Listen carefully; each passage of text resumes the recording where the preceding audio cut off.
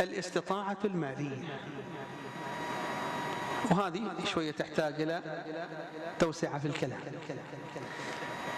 هي باختصار الاستطاعة المالية يعني أن يملك المكلف مالا يمكنه من نفقات الحج، وهذا المال زائد على نفقاته ونفقات عياله، يملك نفقاته ونفقات عياله، ويملك مالا أيضا زيادة على النفقة المحتاج لها وهي عياله، يمكنه من مصاريف الحج، مصاريف الزاد، مصاريف الراحلة، النقليات، السكن، كل سبل الوصول وكل مصاريف التواجد والتنقل والقيام بأداء المناسك في مكة، كل السبل المالية عنده مهيئة. فإذا استطاع وقتا وبدنا وأمنا ومالا، وبعد يضيفون شيء آخر خامس الفقهاء، ذكرنا 4 نضيف خامس: إذا استطاع وقتا واستطاع بدنا واستطاع أمنا واستطاع مالا، بعد شيء واحد. الشيء الواحد هذا الخامس هو ماذا؟ هذا الفرع الأخير من فروع الاستطاعة، وهو أن يعود من الحج قادرا على أن يستمر في عيشه وكسبه. شلون يعني؟ تارة إذا يروح الحج فنشونه من شغله زين، وبعد ما عنده وسيلة كسب مو متيسرة إليه، تارة في وسيلة ثانية يعوض، إذا يعوض مو مشكلة يروح الحج، وتارة لا، إذا يروح الحج يرجع فقير، إذا يرجع فقير يسقط وجوب الحج، يكون يعود إلى كفاية، يعود من الحج وعنده إيش؟ متوفرة أسباب ووسائل الكسب واستمرارية العيش والقدرة على تحصيل رزقه ونفقات عيشه ونفقات عياله. إذا هذا متوفر اكتملت شروط الاستطاعة ال5. إذا يعود إلى وطنه قادر على الاستمرارية في كسب عيشه وعيش عياله، ما يرجع فقير، يرجع وحاله مكفول قادر على كسب عيشه، خلاص اكتملت الشروط. زين.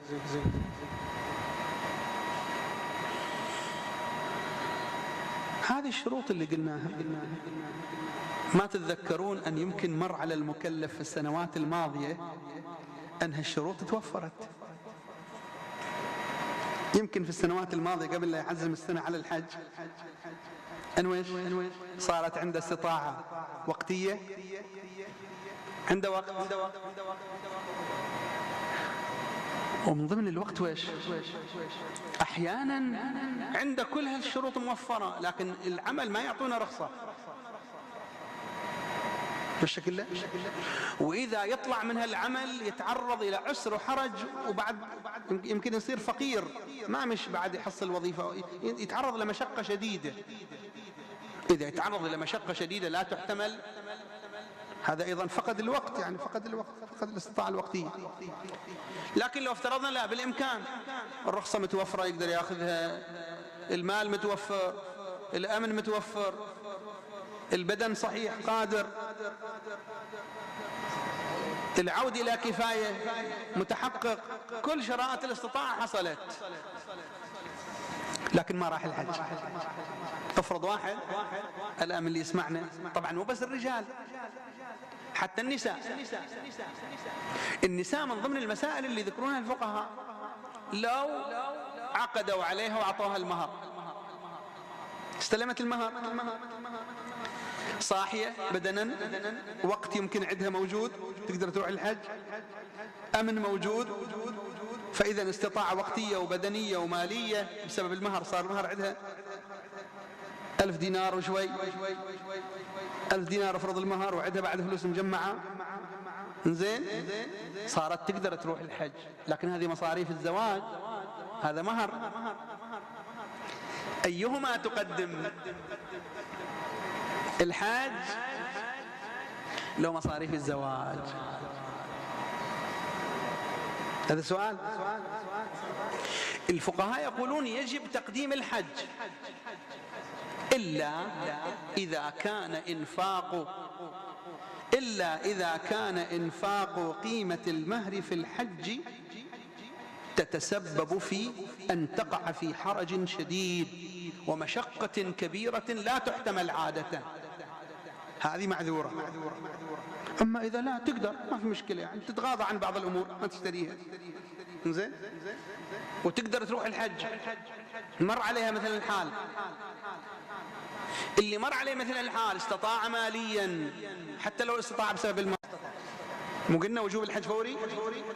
من ذيك السنة اللي استطاع وتوفرت شروط الاستطاعة خلاص ثبت الحج في ذمته. الآن حتى لو مو مستطيع السنة يجب عليه أن يحج ولو متسكعا،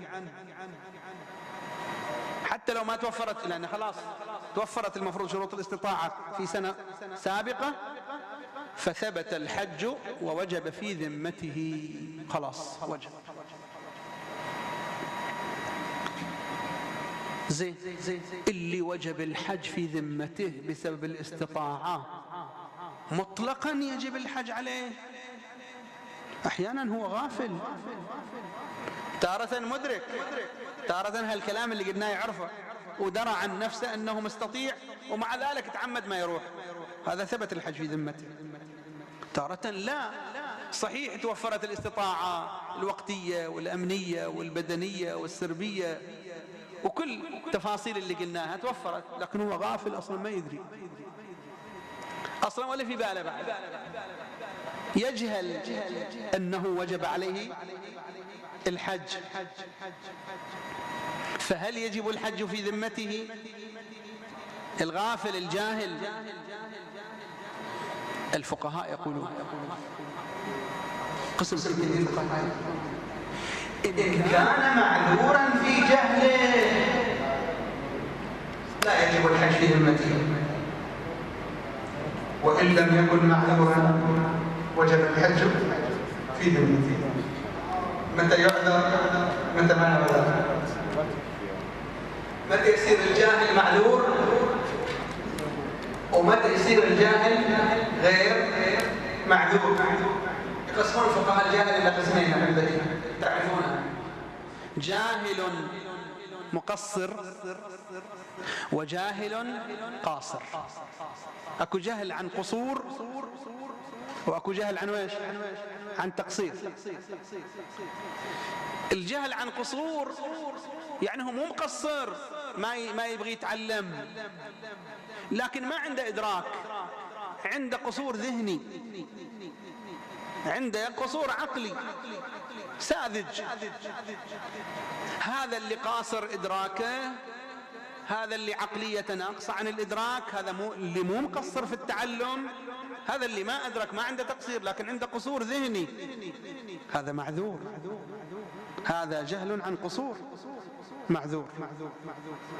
أما اللي لا، سبب جهله تقصيره، سبب جهله ما يريد يتعلم الأحكام الشرعية أصلا، عنده لما يتفقه في الدين هاي صعبة، كنا ما له شغل.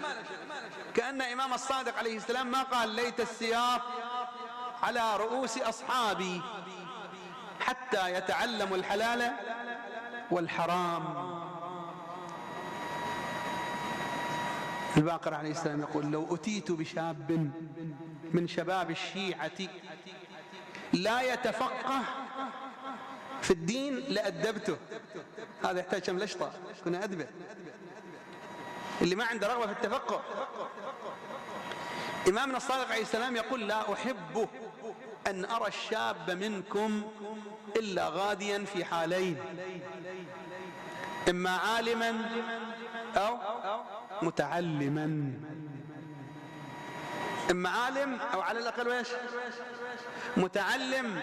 فإن لم يفعل، إذا ما طاوعنا الصادق عليه السلام لا علماء ولا متعلمين، قال فإن لم يفعل فرط، فإن فرط ضيع، ما يدري عن الحساب، كم صلاة تحتاج لإعادة ما يدري، كم صلاة صلاها بوضوء غلط ما يدري، ضايع حسابه، كم صوم غلط عنده ما يدري، كم غسل جنابة غلط ما يدري، كم غسل حيض لدى المرأة غلط ما تدري، لأن ما تتعلم. فإن لم يفعل فرط، فإن فرط ضيع، ضاع الحساب، فإن ضيع أثم، وإن أثم دخل النار. نستجير بالله.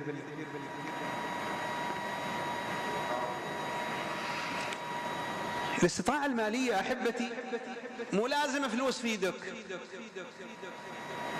أحيانا واحد يفكر الاستطاعة المالية يعني لازم فلوس في يده.